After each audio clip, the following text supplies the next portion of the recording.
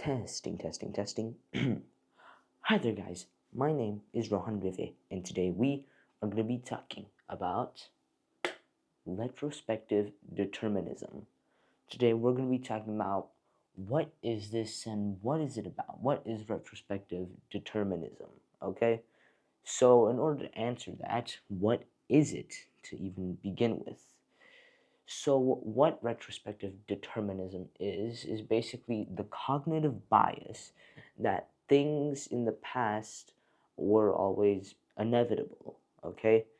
That basically means they were always going to happen, okay? Even when the outcome is just random, okay? It more or less seems like okay. To put it in perspective, okay? Let's say it's because of our biasness, right? Because our brain, okay? If we know the outcome of a situation, for example, okay? If we know the outcome of a situation, our brain is wired, okay, to reconstruct it, to make the result obvious in the first place.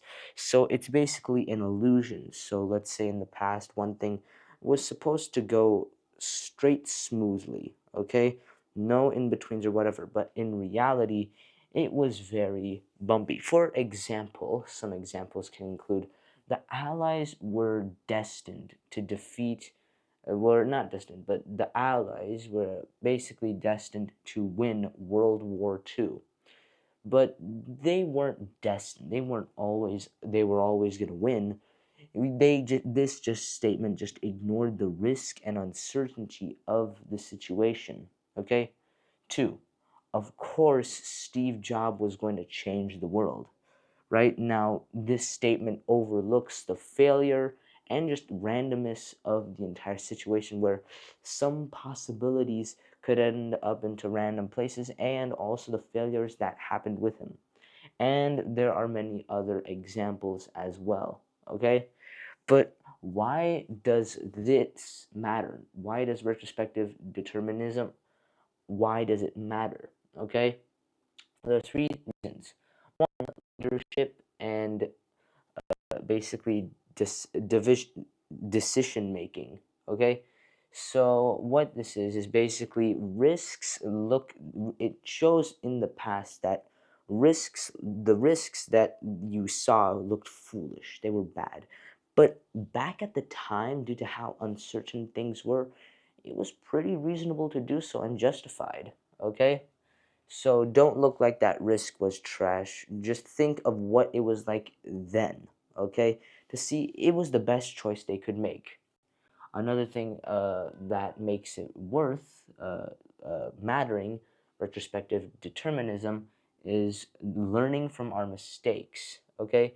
Because if we feel inevitable, if the outcome feels inevitable, we can't analyze the mistake, so that way we can make sure this inevitability, we break it, so that way we can actually create our own inevitable path, okay?